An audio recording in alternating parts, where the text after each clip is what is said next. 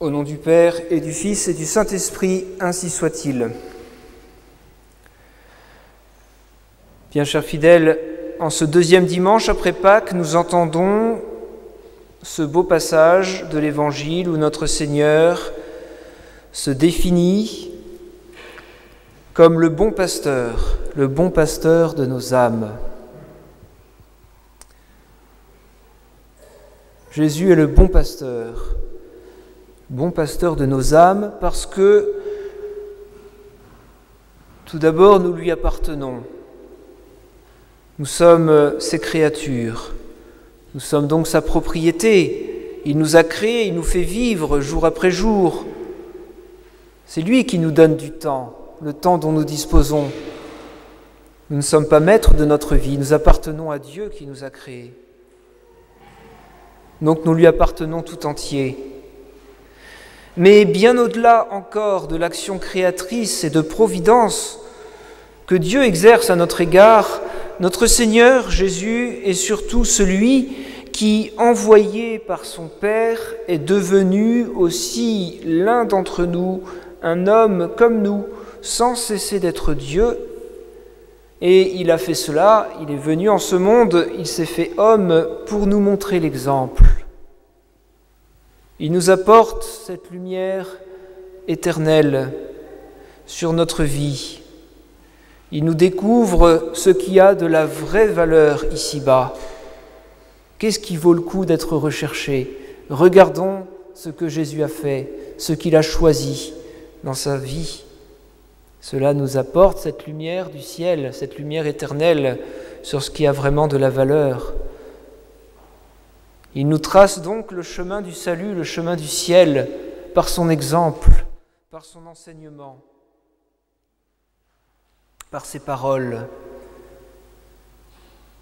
Jésus, ensuite, par-dessus tout, au terme de sa vie, il s'est offert tout entier. Il a été transpercé, il a versé son sang pour nous délivrer de nos péchés, pour nous redonner la vie éternelle. Il le dit aujourd'hui dans l'Évangile, le bon pasteur donne sa vie pour ses brebis. Et nos âmes reçoivent effectivement la vie surnaturelle du cœur transpercé de notre Seigneur, d'où ont jailli l'eau et le sang, l'eau du baptême et le sang de la très sainte Eucharistie, le sang précieux de la Sainte Messe, du très saint sacrement pour la rémission de nos péchés. Voilà ce qui a jailli du cœur transpercé de notre Seigneur. C'est la source de vie pour nos âmes. C'est là que nos âmes sont remises en ordre par les mérites de Jésus, les mérites de son sacrifice.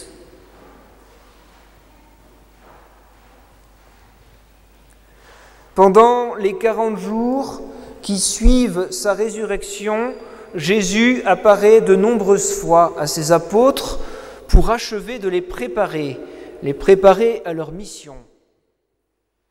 Car cela peut nous surprendre, mais le bon pasteur de nos âmes, Jésus, n'entend pas rester visiblement parmi nous. Il s'apprête, effectivement, après sa mort et sa résurrection, il s'apprête à remonter vers son Père et notre Père. La lumière, le chemin, il nous l'a montré par toute sa vie, par ses paroles, par son exemple. Désormais, il ne sera plus visible, mais il fonde son Église. Et en fondant son Église, il se choisit des apôtres, il se choisit des évêques, des prêtres, à qui il va confier le pouvoir de son sacerdoce, le trésor de sa passion. Jésus met tout cela dans les mains de son prêtre qu'il s'est choisi. Jésus s'en va, il disparaît, il remonte vers son Père, mais il entend rester en même temps parmi nous tous les jours, mais d'une présence cachée, d'une présence toute discrète, mais vivante pourtant et vivifiante, présence toute puissante derrière une apparence de toute faiblesse, la présence de Jésus au Saint-Sacrement. Quel mystère! En remontant vers son Père, Jésus donc va se confier lui-même aux mains de ceux qu'il appelle à le suivre au plus près, ceux qu'il appelle à être parmi les hommes d'autres Christ, d'autres lui-même, pour poursuivre très concrètement son œuvre, pour répandre donc sur les âmes son exemple, ses enseignements et les bienfaits de sa rédemption, les grâces de sa rédemption.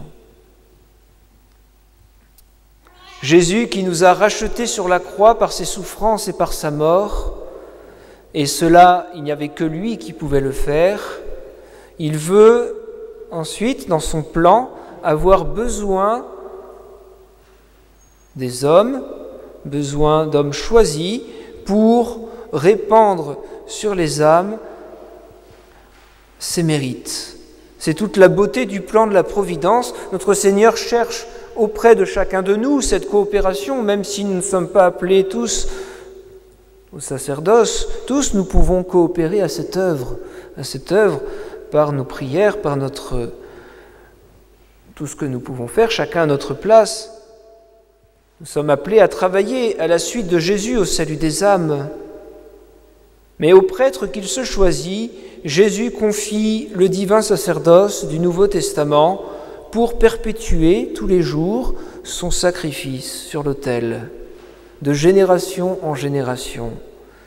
Et renouvelant ce sacrifice divin quotidiennement, se répandent de l'autel les grâces, les bienfaits jusqu'aux extrémités de la terre, les bienfaits de la croix de notre Seigneur.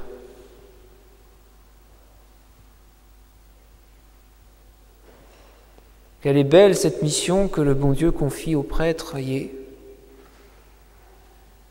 Quelle est grande et divine cette fonction qu'il remplit quotidiennement au Saint-Autel et aussi dans l'obscurité du confessionnal.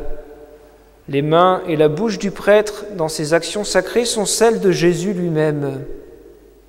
Par le prêtre qu'il a revêtu pour toujours de son sacerdoce, Jésus continue parmi nous sa fonction de bon pasteur. Il s'abaisse jusqu'à chacun d'entre nous. Alors, certes, nous aurions préféré sans doute avoir affaire directement à Jésus lui-même, présent physiquement et visiblement parmi nous, mais dans son plan admirable, le bon Dieu veut avoir besoin des hommes. Il veut avoir besoin d'intermédiaires pour se communiquer lui-même. C'est une marque de confiance et aussi un risque que le bon Dieu prend en voulant faire coopérer de si près une créature humaine à son œuvre de rédemption.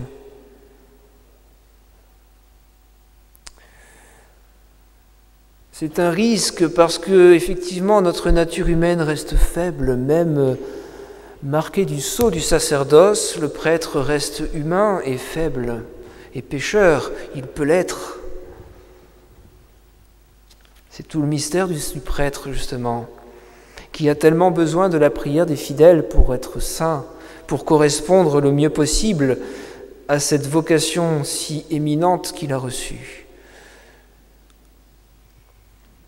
Mais notre Seigneur, malgré ce risque d'infidélité aux conséquences incalculables, se confie, il s'abandonne aux mains de ses prêtres pour pouvoir aller aux âmes. Si nous n'avions pas le sacrement de l'ordre, disait le Saint curé d'Ars, nous n'aurions pas notre Seigneur. Nous n'aurions pas Jésus présent. Car c'est le prêtre qui le rend présent chaque jour sur l'autel. C'est le prêtre qui le dépose sur nos lèvres à la table sainte.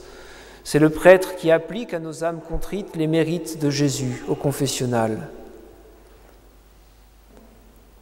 Aussi, le dimanche du Bon Pasteur est chaque année l'occasion de prier, tout particulièrement pour les prêtres et puis ceux qui se préparent à le devenir. Le sacerdoce a une telle importance pour le salut des âmes, une telle noblesse, et en même temps, ce don immense de Jésus, de notre Seigneur, côtoie et vient s'unir à la faiblesse de notre nature. Prions donc pour la sainteté, la persévérance des prêtres de notre Seigneur.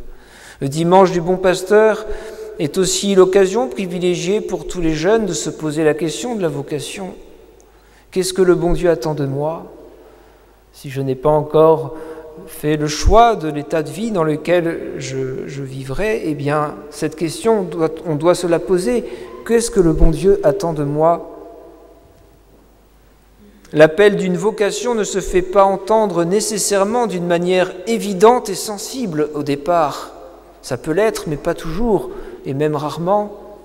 Le Saint-Esprit, en effet, agit sur nos âmes de manière discrète, et il est malheureusement facile de ne pas y faire attention et de passer à côté de ce que le bon Dieu nous réserve en nous laissant accaparer par l'esprit du monde, les préoccupations matérielles, l'agitation, les distractions qui étouffent ce souffle divin.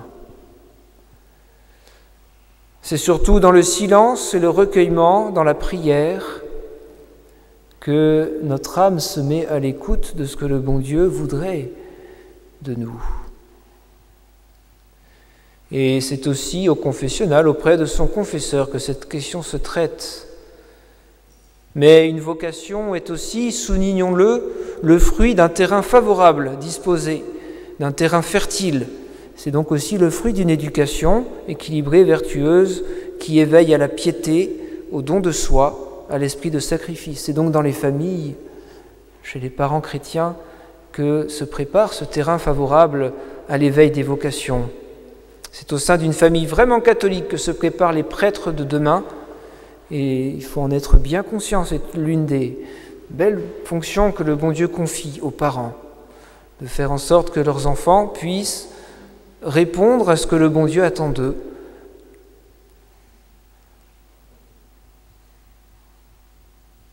Alors que la très sainte Vierge Marie, en ce dimanche du Bon Pasteur, veille sur notre prieuré, sur nos familles, sur nos âmes, pour nous aider à percevoir les appels de notre Seigneur, que ce soit vers le sacerdoce ou vers la vie religieuse, mais aussi pour chacun d'entre nous, ces appels de notre Seigneur vers la sainteté, vers le ciel, ainsi soit-il.